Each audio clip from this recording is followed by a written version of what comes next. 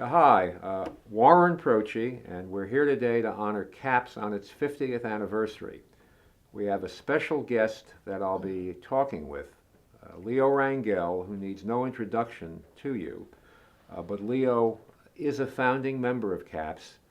Leo, I couldn't begin to describe all of the things that Leo has done. It would take the entire space of the interview. But just to give you a little bit of the background on Leo, Leo has been president of the American Psychoanalytic Association not once but twice. Leo has been president of the International Psychoanalytic Association also not once but twice. Leo has published over the course of 7 decades in every major psychoanalytic journal and has written a number of very, very significant books as well. And in addition, Leo is honorary president of the International Psychoanalytic Association, the first American to hold that title. Leo, welcome. And something that's on everybody's minds and something that they want to hear about would be, how was it that CAPS came into existence? How was it that it was founded? And how did you, as one of the founding members, become part of CAPS? The soil in which it started was one of ideational importance, but also because of the role of the people involved. It was a moment in the late 50s, beginning 60, you might almost say 59 and 60, when a sea change was taking place in the personnel of psychoanalysis throughout the world. What happened there was the idea of psychoanalysis was transported from Vienna to London to America in the 30s and 40s. I was in training at the moment of this sea change. When I first came in, all eyes were upon the imported European leaders in psychoanalysis. All eyes were upon them, and the American trainees were in awe and displayed great respect to these conveyors of the theory of psychoanalysis, which began to take the intellectual stratum of society by storm. What took place at the end of 1950, at the end of the 50s and into the 60s, was that those people became old, the ideas became worn, reactions set in. What had been tremendous awe became a lot of questioning, and as somewhat the seeds of revolt began to spread. Suddenly I began to hear from a person who was part of this friendship group, Sam Gutman, who lived in Princeton, New Jersey, who was a neighbor of Muriel Gardner, who had a great big spread in Princeton, that Gutman was recommending to Gardner that she play host and hostess to a group of invited special people who would think about psychoanalysis as at the moment of great changes being imminent. Changes, as I can see retrospectively, being the passage of the mantle from the older generation to the younger. The big event that typified what happened in my consciousness was that I was sitting at the Executive Council as a counselor from LA. The agenda said they will now nominate people for the next presidency of the American. Kenworthy was the president after a whole group of older, respected, original pioneer types. And to my complete shock, maybe not to others, she got up on the platform and said, "I nominate as president of the IPA Jacob Arlo."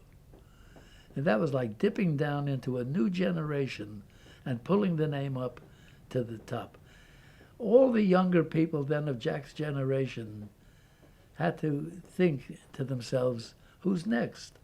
Or what's the course of history going to be next?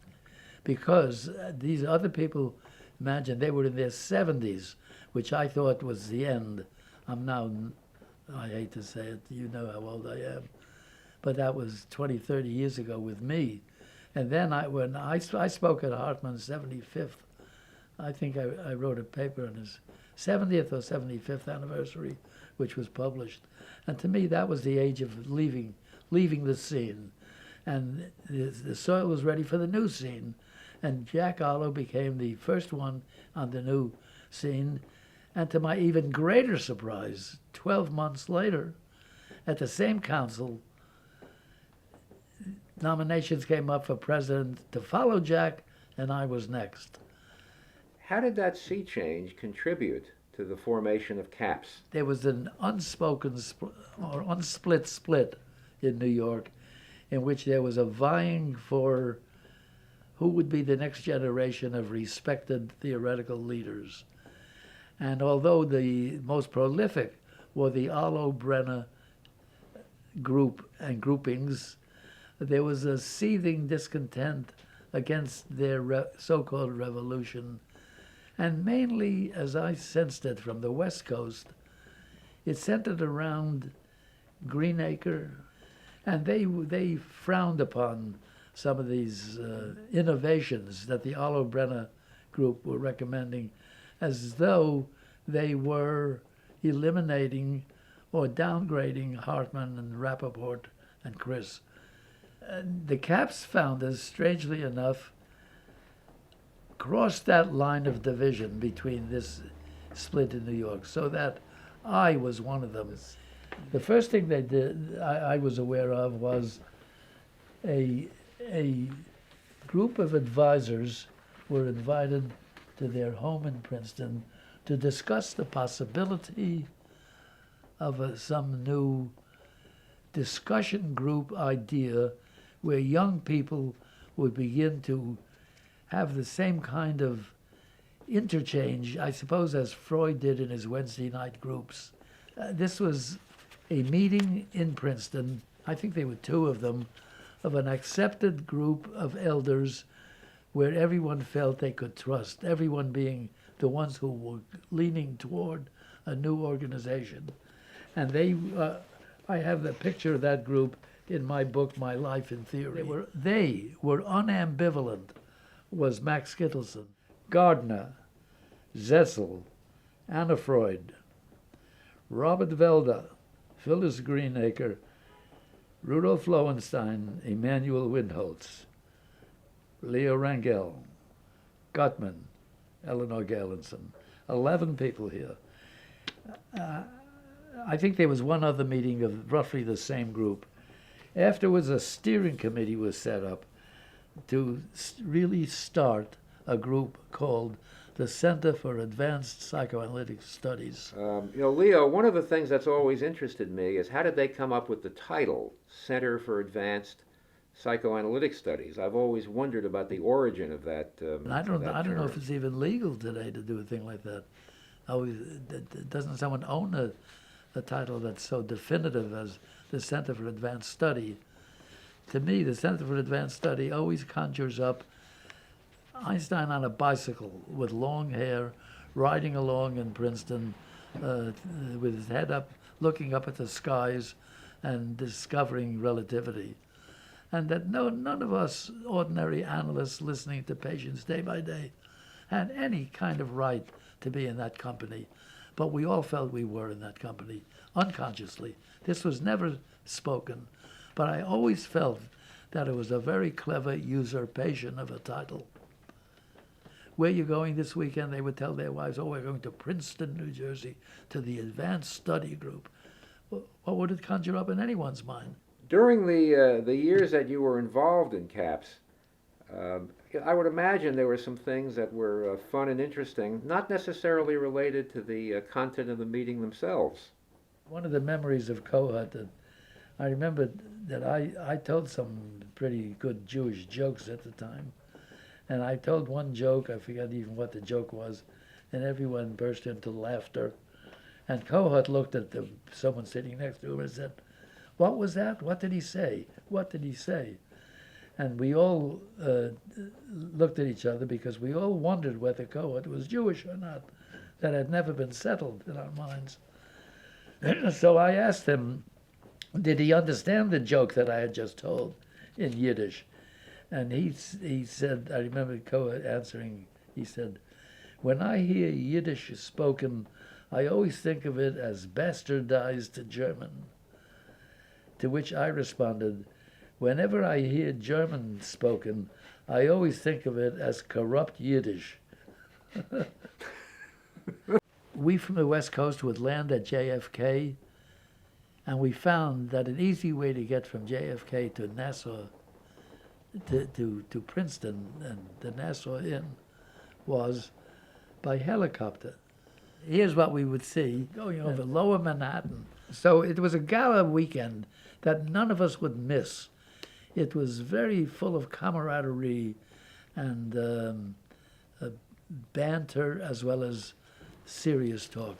Serious talk as well as jokey talk. I wonder also if you might tell us something about what you think the value of CAPS has been to both organized psychoanalysis and to the psychoanalytic profession. Looking back at this, I remember as I was progressing in my career from local to national to international, I remember a paper by Robert Velder on the history of psychoanalytic, the history of groups, in which he said group formation, whether it's a society or anything else, can begin for one reason and end up for another. It could be started for reasons that are suspicious and not so good and end up being noble along the way. That's what happened here. I've told you some things that are sort of things to think about as to how this started. I mean, it was partly in opposition rather than idealistic. But it was also idealistic. The glass was half full as well as half empty. But as it went along, it became more and more noble.